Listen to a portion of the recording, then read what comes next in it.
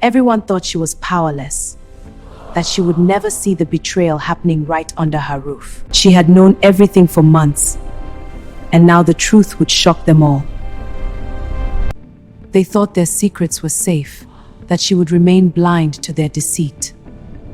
But she was never powerless. She had been watching, waiting, and preparing for this exact moment. And in that moment, everyone understood. She had seen everything, and no one would ever underestimate her again. The sun had barely risen over the Lagos skyline when Amoka opened her eyes. Her bedroom was bathed in a soft golden light that reflected off the polished floors and the glass walls that looked out onto the sprawling city below.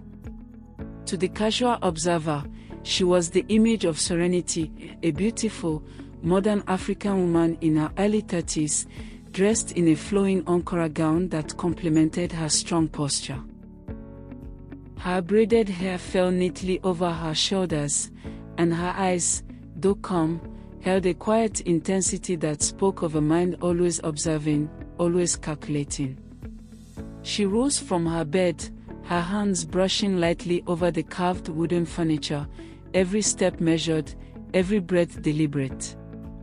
Amoka had spent months pretending that life was ordinary, that everything was as it should be.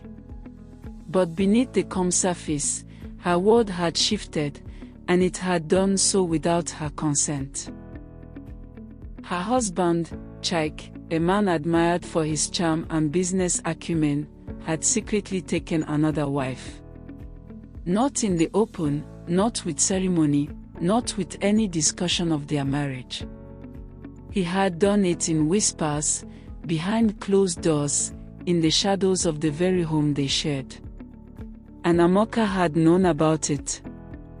The moment she discovered the truth, she felt a whirlwind of emotions, shock, disbelief, hurt, and a simmering anger that refused to dissipate. She remembered the day vividly. She had walked into their home earlier than expected, thinking Chike was at a meeting, and found him in the living room with a young, elegantly dressed woman whose confidence was almost insolent. They hadn't noticed her yet, and for a fleeting moment, Amoka watched in silence as they laughed and whispered like conspirators. Her heart had ached with every stolen glance, every hushed word, and in that moment, the world seemed to tilt. Yet, she did not confront them. She did not scream or cry or make her presence known.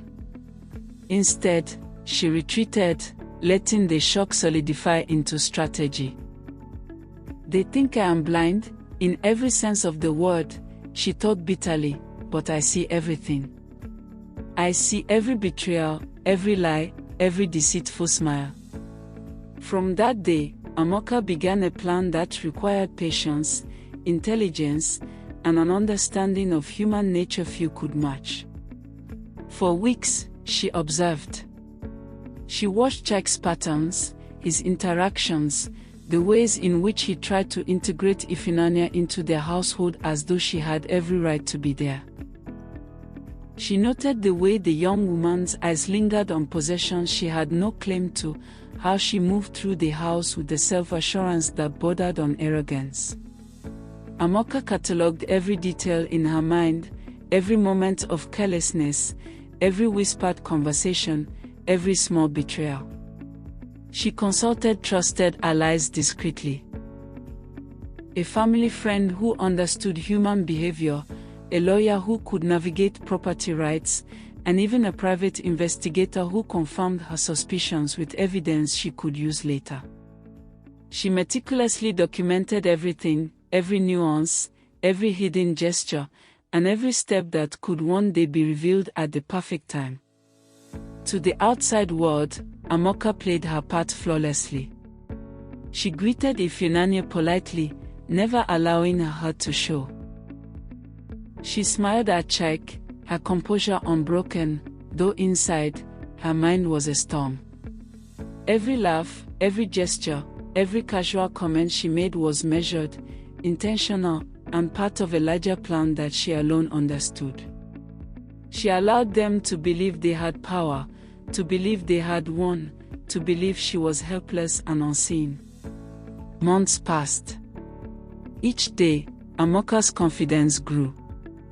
She knew that timing was everything, that the moment to act had to be precise.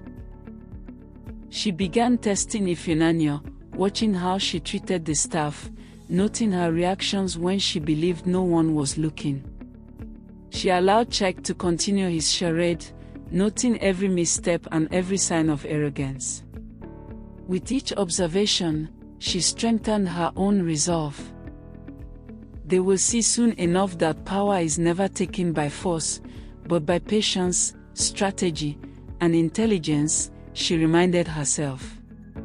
Then the day arrived. The living room was prepared, the table set meticulously for a dinner gathering.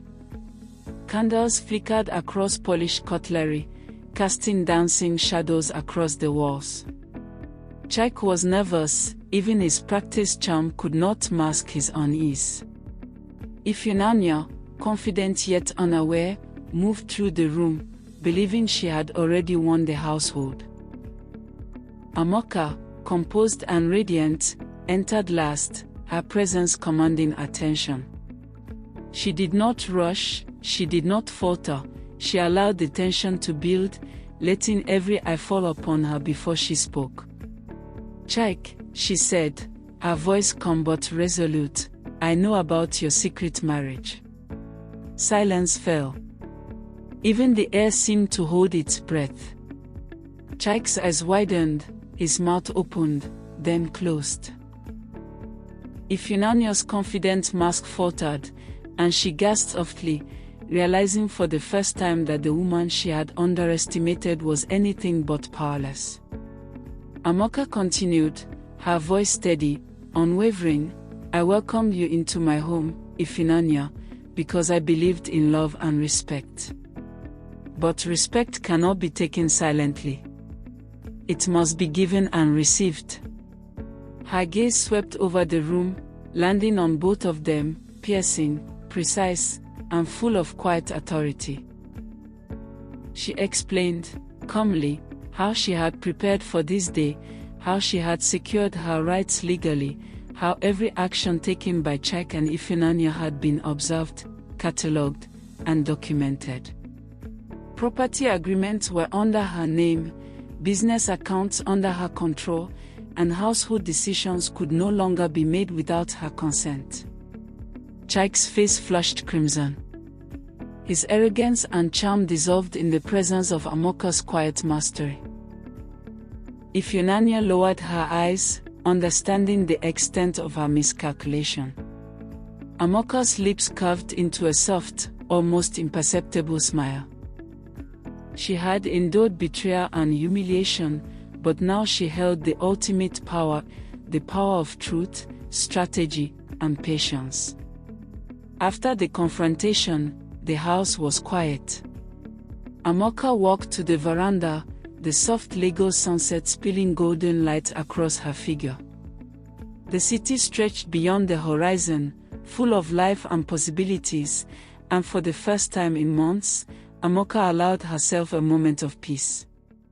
Her heart was no longer heavy with betrayal but full of resolve and confidence. She had been underestimated, dismissed, and challenged, yet she had proven that strength could be quiet, and intelligence could be lethal when wielded with patience. As she looked across the skyline, she reflected on what had transpired. She had turned pain into strategy, her into power, and betrayal into a lesson not just for Chike and Ifunanya, but for anyone who believed that they could manipulate her life without consequence. In that moment, she realized that the quietest person in the room, the one who seemed powerless, was the one who saw everything, understood everything, and, when the time was right, could change everything.